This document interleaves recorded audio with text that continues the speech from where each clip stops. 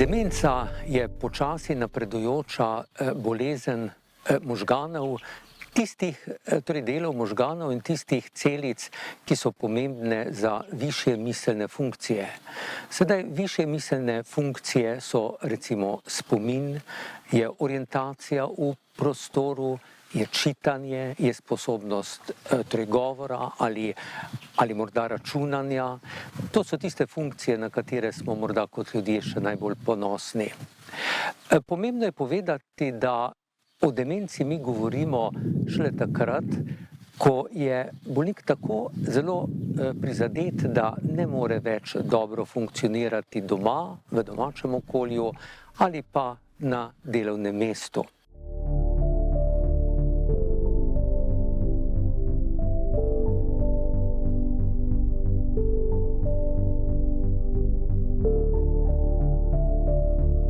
Za demenco je zelo pomembno, da jo obravnava veliko strokovnjakov.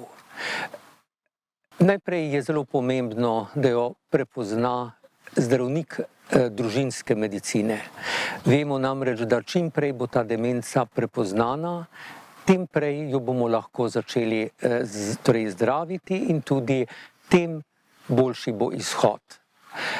Zelo je pomembno, da bolnik vstopi v diagnostični postopek, ki ga ponavadi naredijo nevrologi ali nevroradiologi, ki možgane slikajo in pogledajo tudi kri in pa cerebrospinalni likvor, to je možgansko tekočino.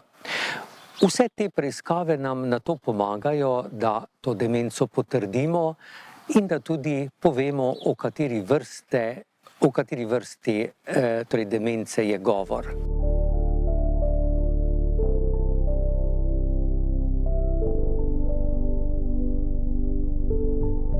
Demenca v družinski medicini se pojavlja vedno bolj pogosto. Zakaj? Zato, ker je tudi prepoznavanje demence vedno boljše, vedno več vemo o demenci. Vedno več se govori o demenci, ljudje dolgo časa živijo, vedno več je problemov pri oskrbi bolnikov z demenco ali pa svojcev z demenco. To obremenjuje cele družine in zato pravzaprav tudi glas o demenci postaja vse glasnejši.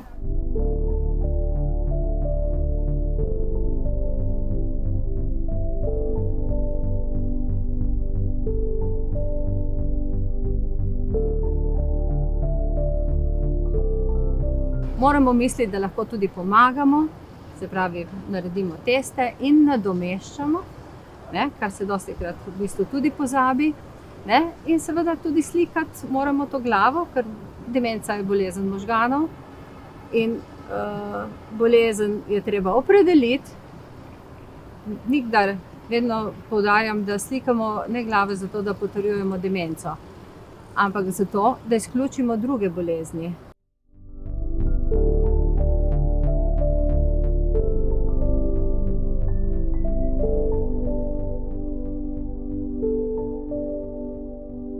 Bolniku omogočimo, da mu diagnozo postavi specialist za bolezni možganov in seveda mu pomagamo, da mu damo zdravila.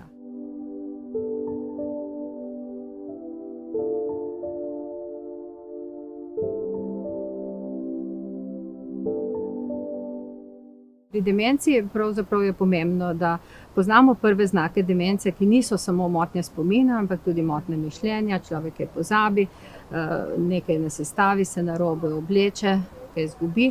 Se pravi, prepoznavanje demence, izključimo reverzibilno demenco, naredimo neke osnovne preiskave in uvedemo zdravila, napotimo k specialistu. In predvsem seveda potem kontaktiramo tudi svojce, ker svojci bojo tisti, ki nam bojo pomagali, nam in bolniku, da bomo skupaj zaključili to zgodbo o demenci v ambulanti družinske medicine.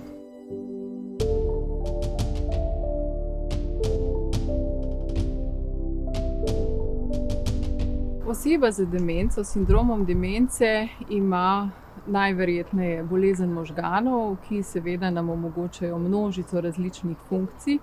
In iz stališča nevrologa je ključno ugotoviti, kateri so tisti znaki, ki bi lahko govorili za katero od nevrodegenerativnih bolezni, ki povzročajo sindrom demence, in ugotoviti to čim bolj zgodaj. Namreč vemo, da ni samo Alzheimerjeva bolezen, ki je najpogostejši vzrok demence, kriva za sindrom demence. Tudi druge bolezni so, in zato je tudi stališča zdravljenja kasneje, odločitve o zdravljenju, o predstavitvi, kaj je za bolnika in njegovo družino smiselno, kakšna zdravila in kaj lahko pričakujejo in kako se bomo lotili potem te obravnave, je smiselno, da čim prej in čim bolj natančno opredelimo stanje, ki ga oseba ima. In stališča nevrologa je, kot rečeno, možno te simptome in znake bolezni zelo dobro opredeliti s pomočjo številnih preiskav, ki jih lahko naredimo. Vemo, da so ključne tiste, s katerimi izključimo potencialno ozdravljive ali vsaj dobro zdravljiva stanja. Zato je pomembno, da vsaka oseba, ki ima znake sindroma demence, ima opravljene ustrezne preiskave krvi, ima opravljeno slikanje glave, najbolje, da ima opravljeno slikanje takšno, da nam lahko veliko pove tudi o tem, kje je ta bolezen. Se pravi, ne samo navadno slikanje, kot je CT glave, ampak tudi še kaj več. In nekaj, kar nam pa zelo lepo pomaga k temu, da lažje vemo, ali gre za najpogostejšo bolezen, torej Alzheimerjevo demenco oziroma bolezen ali ne, pa so preiskave možganske tekočine, likvorja.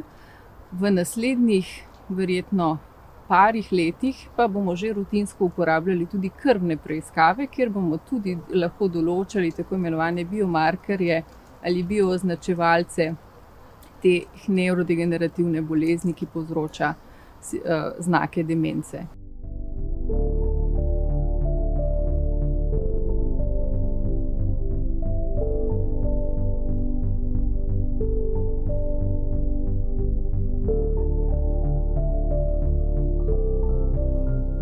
Zato, da tako obravnavo, s katero pridemo do ustrezne diagnoze, ustrezno izpeljemo, potrebujemo pa seveda različna znanja. Nevrologi smo tukaj seveda iz stališča dobrega poznavanja možganov, potrebujemo pomoč nevroradiologov, strokovnjakov za slikanje, potrebujemo tudi marsikdaj pomoč psihiatra, potrebujemo pomoč kliničnega psihologa, logopeda, socialnega delavca, in ko vse to razvozlamo in ko pridemo do tako imenovane skupne multidisciplinarne diagnoze, kar pravzaprav poteka na primer na nevrološki kliniki, kjer se srečujemo in te rezultate za posameznega bolnika prediskutiramo in potem se odločimo, katera diagnoza je najverjetnejša. Potem pa to seveda sporočimo bolniku, njegovemu svojcu in tudi družinskemu zdravniku, ki lahko na tak način bolje, lažje in bolj zanesljivo obravnava tega bolnika.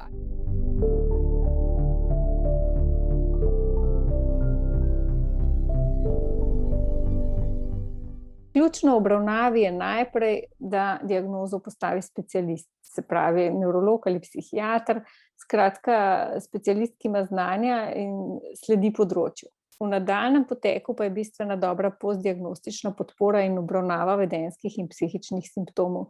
In tu je kar nekaj priložnosti še za razvoj novih, predvsem tistih nefarmakoloških pristopov.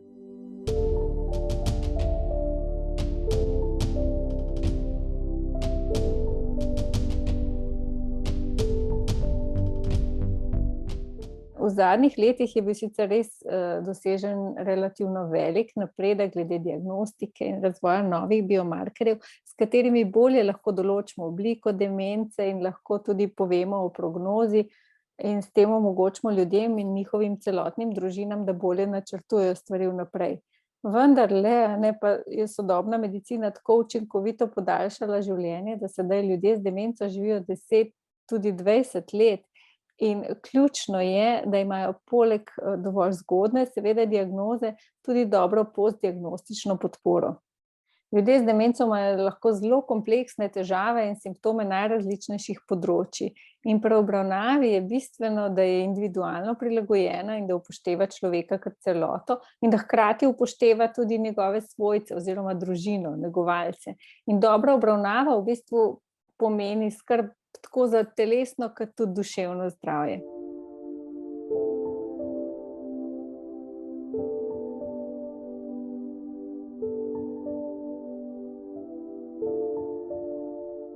Naslednje bistveno področje so pa svojci ljudi z demenco, zlasti tisti, ki so v vlogi primarnih negovalcev in kažejo res veliko psihično in telesno zbolevnost in višje odstotke tako depresije kot anksioznosti, zlasti pri tistih bližnjih z demenco, ki imajo tudi veliko pridruženih psihičnih simptomov, ne.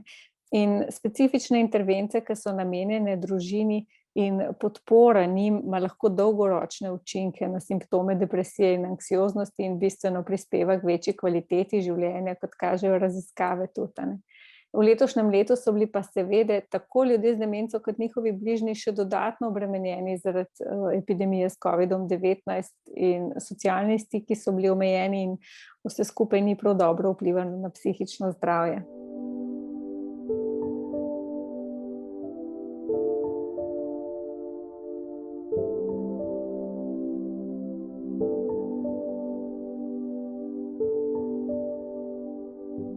Spominčica je bila ustanovljena 1997, ustanovil je dr. Aleš Kogoj po vzoru podobnih organizacij po Evropi in širom po svetu.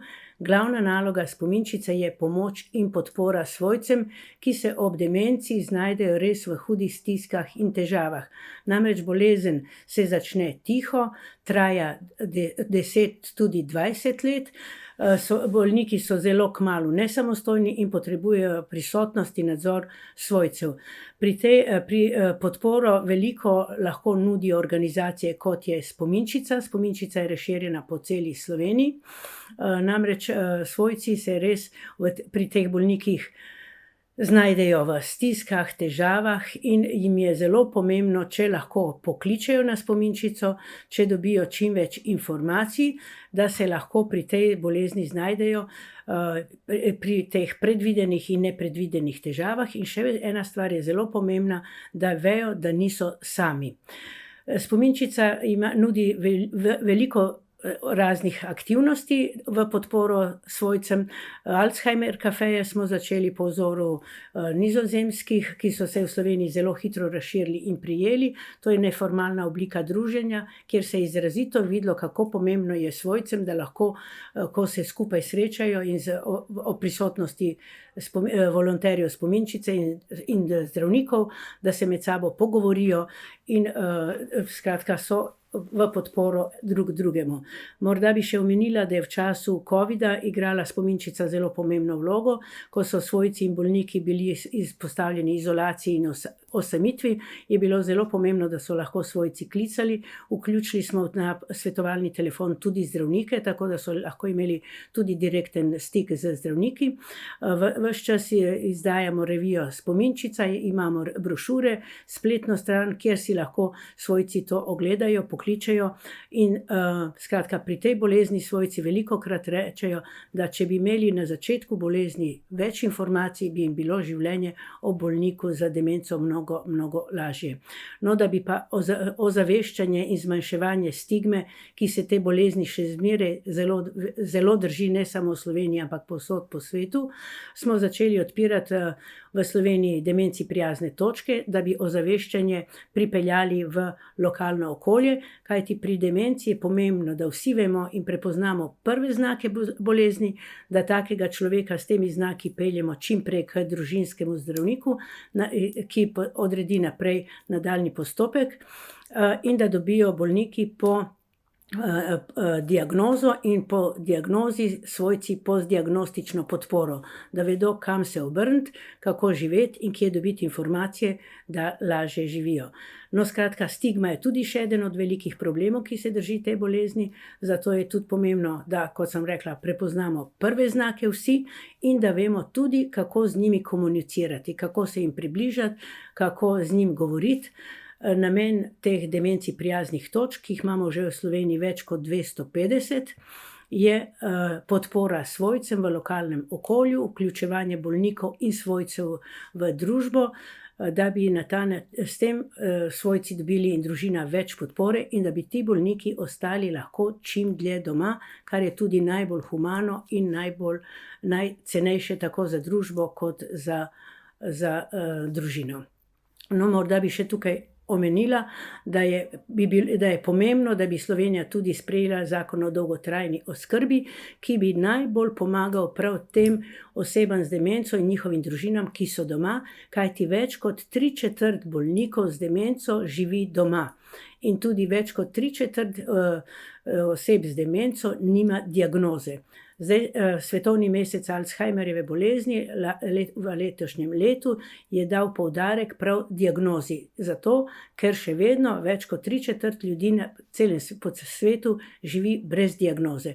Če pa ni diagnoze, je to zelo hudo za bolnika in za svojce, ker ne vedo, kako se znajti, ne vejo, s katero vrsto težav in bolezni se spopadajo. Diagnoza je zelo pomembna in postdiagnostična podpora. Tukaj igra veliko vlogo spominčica po celi Sloveniji. Lahko še tudi poudarim, da zelo dobro sodelujemo s stroko in smo zelo povezani, tako z družinskimi zdravniki, nevrologi, psihiatri, da skupaj lažje premagujemo te težave družin in svojcev.